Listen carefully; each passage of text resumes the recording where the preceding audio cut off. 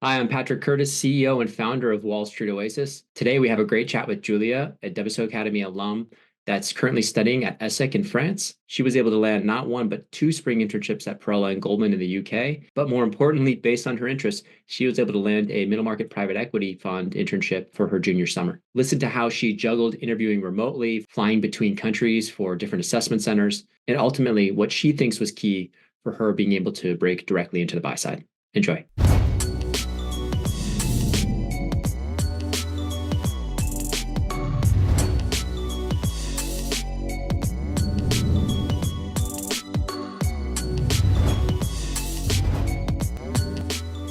All right, Julia, really appreciate you taking the time to chat with us today. I'd love to start just by going over just a quick summary bio for the listeners.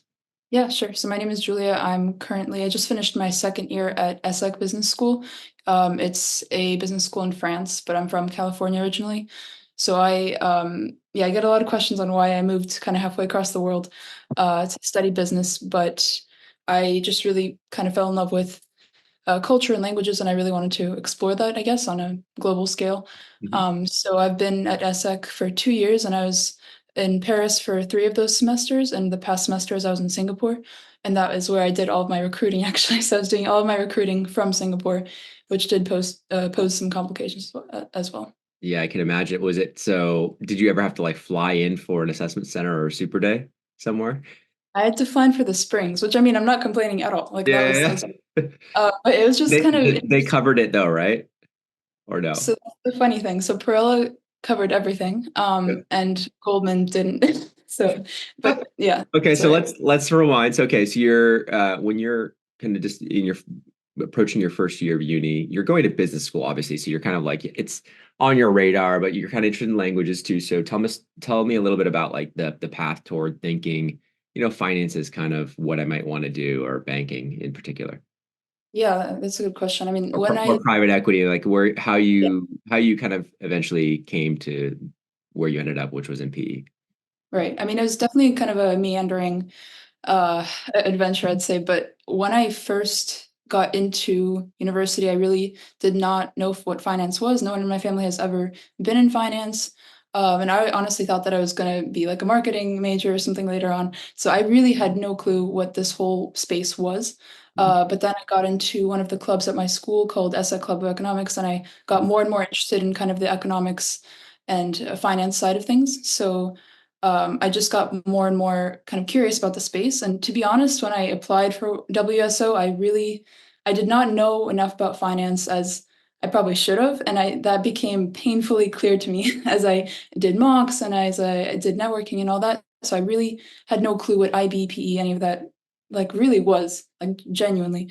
I mean, I think Um, what struck me I remember I even like I think I spoke with you before you enrolled. I think what struck me was like, oh, you were like super. I mean, I think you were approaching your second year. Is that right? Or you had just finished your first year of uni when you came to us? yeah, so the thing is, yeah, I graduated high school a year early actually. So I Yeah, so got you were into like 18 or something when I was talking to you, and I was like, she's I really was sharp. 17.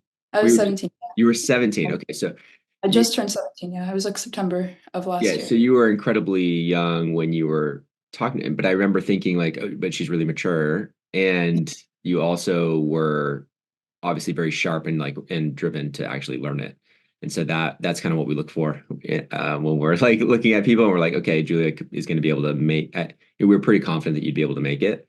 With the help, obviously, the structure of the program. But tell me a little bit about just like, okay, so sorry, I interrupted you. So you were kind of coming towards the first year. You're like, okay, maybe this is kind of more interesting, economic stuff. And then what eventually kind of got you to the point? Was there another club that was like more focused on in finance specifically, or no? Yes, actually, within that club, we created our own kind of M&A branch because we were originally kind of sectored out by just, I guess, coverage groups, as you would call them, in a bank, but it's really different. So we had like TMT and consumer, and we kind of created these macro reports and also like Oh, stock cool. pitches. That was kind of the point of the club. But then we decided, okay, wait, it would be pretty cool to actually approach this like a real bank does, maybe, and just Yeah. like do, I don't know, cover some large cap transactions, just something like not kind of surface level, just not going too deep. Yeah. And so I became the first kind of analyst in the M&A branch of the Okay. club, which got me even more interested because I was like looking at all these like huge transactions, and I was like, wow, it could be actually pretty cool to work on that. For So sure. that was my dive into the space, I'd say. And that when was that happening? Kind of when we became the M&A analyst and kind of started diving in a little bit more. Was it your second year or late your first year kind of thing? That was like January of this year. I'd Oh, say. okay.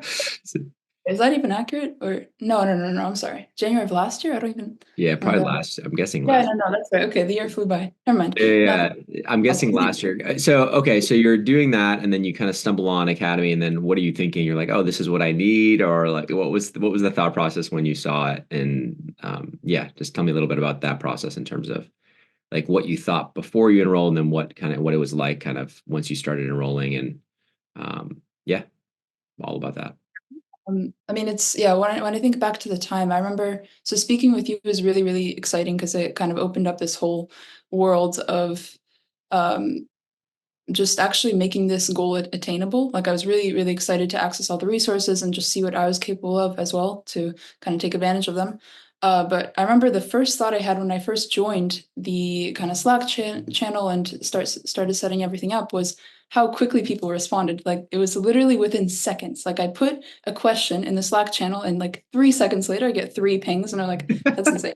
Honestly, crazy. Like I don't know how that works. I don't know what you do, but People so it's have really script. I swear, a lot of the mentors have scripts like to let them know when yeah, it's there's insane. yeah, I'll help you. It was really, really cool. And it was exciting because before that I kind of felt pretty alone in the process because I did do some applications to Morgan Stanley and all the kind of big banks and no luck at that point.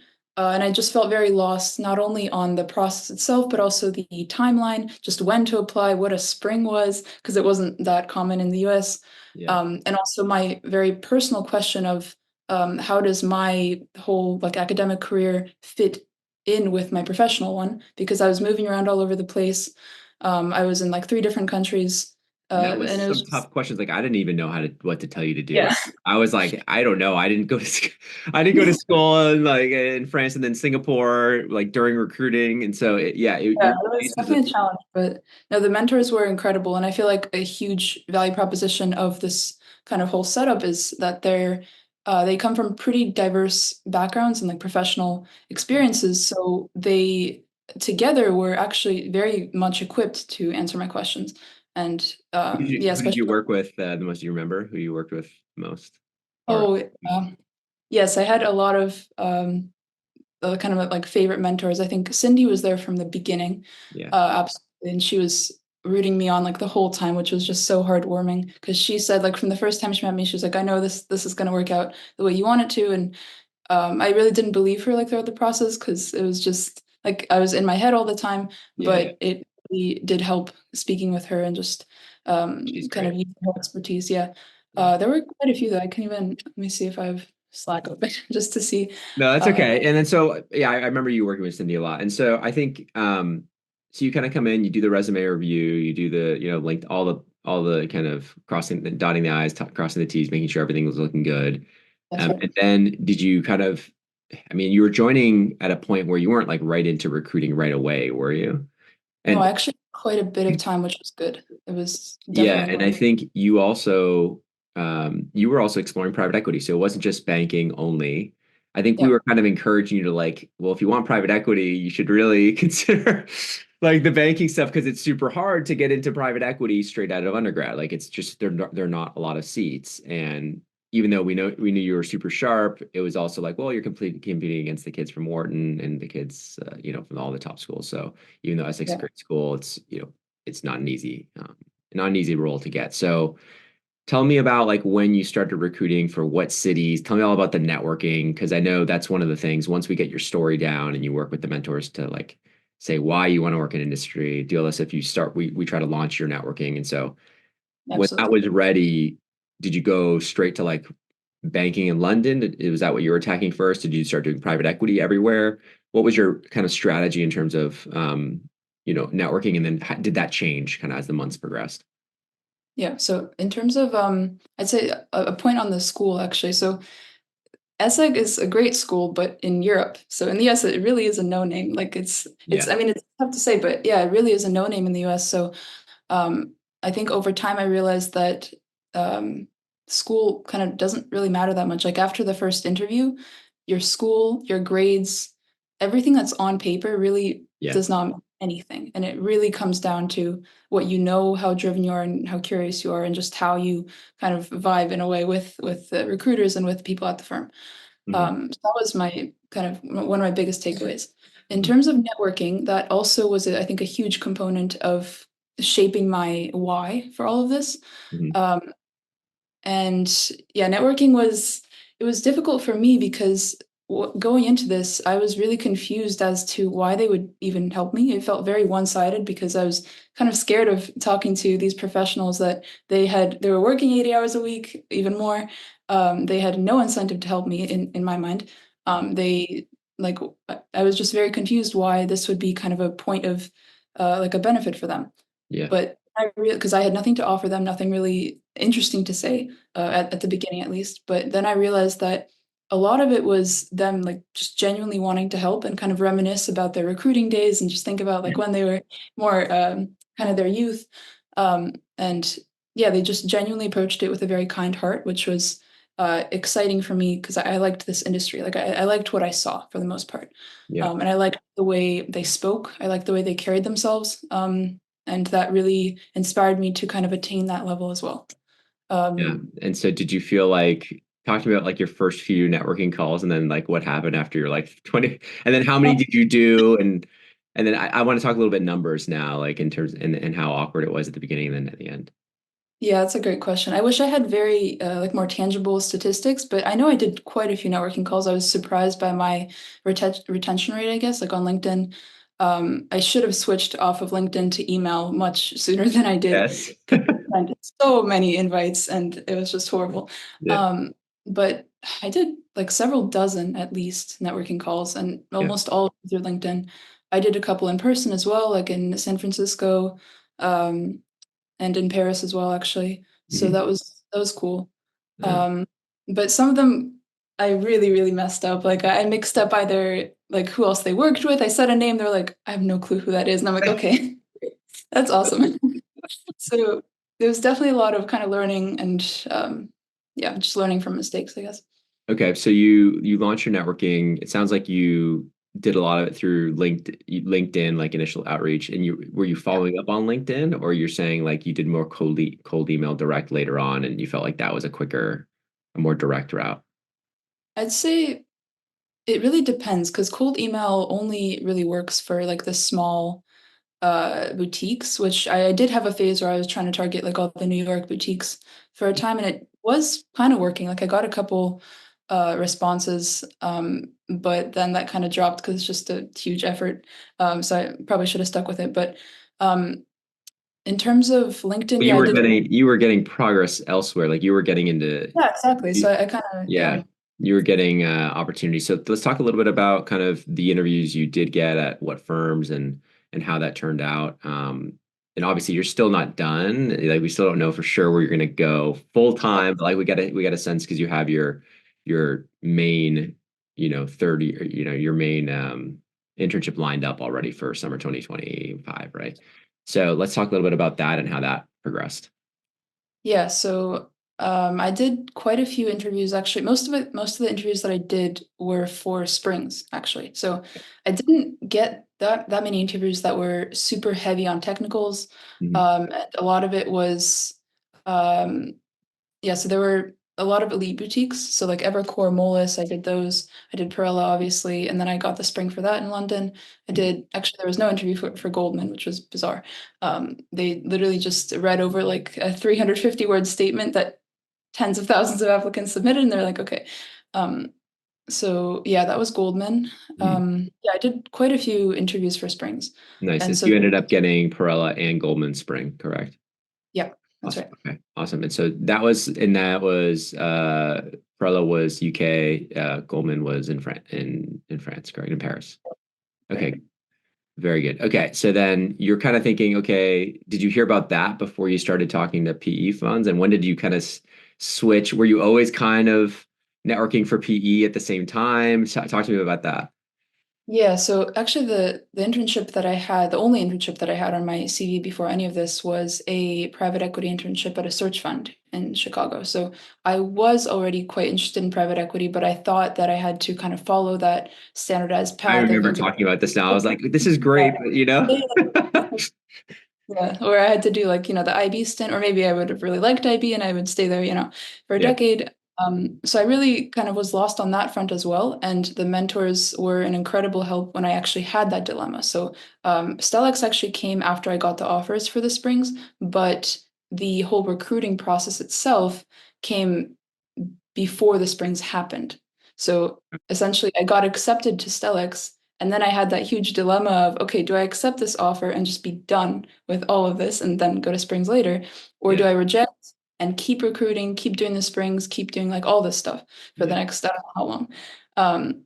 And so it was really a couple mentors that they gave me kind of both sides of the coin, and it was yeah, ultimately I do not regret at all my decision to just accept the offer. So That's awesome. So you accepted, for people who don't know, private 𝗨𝗃 is a private equity fund. In New York, you're going to be working, right, for your junior summer? yeah, it's middle market. They do like industrials, so distressed and turnaround private equity. All right, great. So locked that up. It was probably a tough decision in terms of, okay, I'm gonna take, Yeah. what's a great opportunity, work for P. And did you know about like the conversion rates for 𝗨𝗃? Did you talk to them about that? Did you feel awkward about asking about that or no? Conversion rates, oh, like to full time. So Yeah. there are actually only going to be two interns in the summer. So I already know the other guy. Um, but yeah, so I think they either take one or both of them. So no, I Okay. know conversion rates actually in general, retention rate is really, really good at the firm. Like I saw people who did summer internships like years ago, and they're still there and moving up the ranks, and they all really That's love great. it. So That's great. it's So yeah. let's talk about mock interviews and kind of getting ready for private equity versus investment banking. Did you feel like, um, when you were doing mock interviews kind of leading up to 𝗨𝗃, was it like very PE focused or was it more like, you know, still just general finance? It was absolutely very PE focused. Not only was it Yeah. PE focused, it was middle market PE focused. And I think I only would have been able to kind of access that type of resource and those types of mocks because of the mentors. Like I was literally speaking to a mentor who did what 𝗨𝗃, who does what 𝗨𝗃 does in New York. So I was really inspired by his own anecdotes and his own like why, like what brings him into work every day. And I think then kind of making my own version out of that and bringing it into the real interview, I think that really clicked with them. So Yeah, yeah, I think that's like a huge advantage. One of the main things that I think really sets the academy apart is we can get you in touch with somebody who's not just like in PE, but is in like the specific type of PE that whatever firm you're interviewing for, or the specific type of bank or subgroup or sub industry. And I think that's really unique because it's not just the 60 head mentors we have. We do have that massive deep roster that allows us to kind of get absolutely. really specific matches, which okay, so you and I was looking before the call here. I saw that you did have some grades on your mock interviews. So you were getting feedback initially and you were kind of I saw you gradually kind of improving on every single one, which was And I really felt cool to see, like your graph going up like this. So talk to me a little bit about that. Like when you first did the mock, was it intimidating or did you feel like you had yeah. spoken with them enough? There was especially one mentor who became my favorite over some time who was really harsh with me. Like I don't know why, but it was really like it felt at least very harsh, the feedback. It was because I guess maybe he knew that I could have done better in those first few mocks. He was like, okay, you're saying this, but like, why do I care? Why does this matter? Yeah, yeah. Why it's Was that Tim by any chance? no, it wasn't. No, Tim was was it never. Tim? Tim was Okay. always. I think Tim was too nice. No, not too nice. But um, so yeah, I think. Yeah, honestly, when I think back to my first few mocks, it was just crazy how to realize how difficult it is to maintain kind of this perfect balance of eloquence and naturalness in your voice and clarity and conciseness and everything. Yeah. Um, just remaining um Just poised.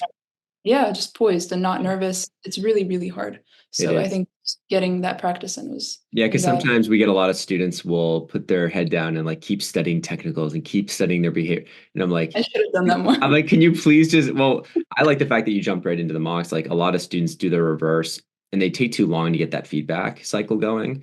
And so I always say like rip the first one off. You're gonna mess up. Like just let it happen because you're gonna know kind of where to focus a lot more.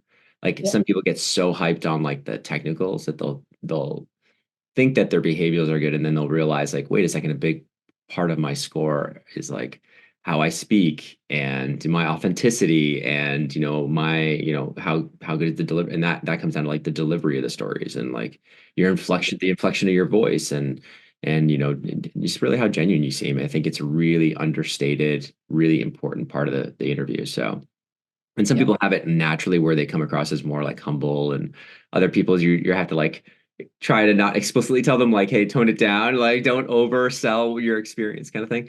And so I think that's great. So I love the fact that like maybe we can eventually show you a graph or whatever, but like the trends are pretty awesome on your graph. It goes like literally like this. um, So and so thanks. you were kind of more focused really on PE, and like you were doing PE type mocks and mentor sessions to try and kind of get ready for those. And then Yeah. when you got into that interview room, you felt like, okay, I have the perfect answer for this because I've been talking to middle market PE people. Is that true, or you tell me? I don't know. Yeah, absolutely. I mean, it was actually, so I was again doing this from Singapore, and thank God I was doing it online actually, which I mean, to be honest, I feel like in person would have been even kind of easier to sway Yeah, them or get a feel for what the whole firm was like. But yes, I remember it was a good like 3 weeks of prep or something, yeah, and it was pretty intense. Like I remember I was doing paper LBOs in my lectures. I was doing like I was doing anything but school. Like truly, it was yeah, just. um so yeah, it was a lot of drilling technicals, a lot of questions that I'd never seen before. Like that was just like mental math stuff, but with a finance twist. Those yeah, scared me so much. They really did. Especially like the accounting ones. I don't know why, but I was just never up until that point, I was never truly at ease with those. And those are hard because that's like black and white. It's either right or wrong. Like yeah. valuation, you can kind of, You can change talk your through it. You can talk through the theory on valuation if you don't know what they're asking. Yeah. but accounting, it's you either know it or you don't. So I really, really drilled that. Mhm. Um, and I think more importantly, I drilled my why. So I got really, really in the weeds on what they do and how my experience kind of aligns or poises me to uh, delve into that as well. And so it was really fun to, and I was selling myself on it as well. Like the one thing I realized was that when you prep for interviews, you actually realize that you want to do this job. Like you want it more and more. Like the more you do research on them. So Do that you was feel fun. like that comes? Do you feel like that comes across in the interview? Like, were you able to be like at the end? Did they ask you something like, um, any questions for me? Did you ever do that super aggressive thing where it was like, was there anything that would give you pause about my candidacy? Have you ever done one of those? I was scared to do I've that. heard of that. Yeah, yeah, you don't seem No like the way. person who would do that, but there's people who actually, No. and it's like they really try to go out and just grab the job, and they're like, I just want to let you know I really want this, and this is something that I think I'd be a great fit here, blah blah blah. Um, I Oh, don't yeah. always recommend that unless it's a higher beta play, it's a higher risk play. I don't think you needed that because you're probably so prepared elsewhere. But any other kind of final words of wisdom that you would leave other students with, kind of that are in a similar position? Maybe they're in Europe or UK or going to be having to go through recruiting remotely. Anything you did that you'd Yeah. recommend? There's honestly so many kind of disparate pieces, but I'd say the one thing is really try to be like a sponge and just soak everything in because you think you know better, but honestly, in the beginning, you really don't. And I think the main thing is just try to find something that actually makes you really excited, and actually kind of piques your curiosity Mm, because, and I think networking is a huge part of that. Speaking to mentors is a huge part of that. Kind of crafting your why is also a big component of it, but just speaking with like different professionals across the space. Like I spoke with traders, like bonds traders, and I was like, that's definitely not for me. I spoke with, I don't know, like various parts of like DCM, and I was like, yeah, these parts are not for me, and that's good. Like I was able to kind of just cross those out and hone yeah. in on what I actually wanted to pursue. And that was hard because I thought at first, oh, I could do any of this, but Yeah. that's really.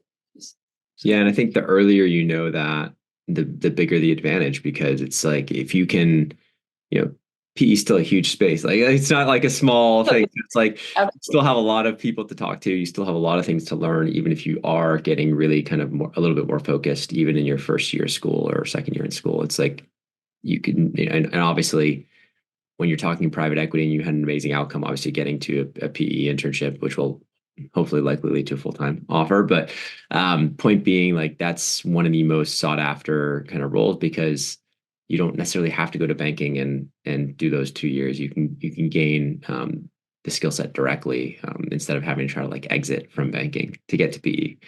And so just want to say, first off, congratulations. It was great working with you and hearing about your progress and watching your progress and your growth. And so, yeah, I just want to say, congratulations, and yeah, hopefully we'll stay in touch. Yeah, absolutely. Thank you so much. Thanks, Julia. Bye.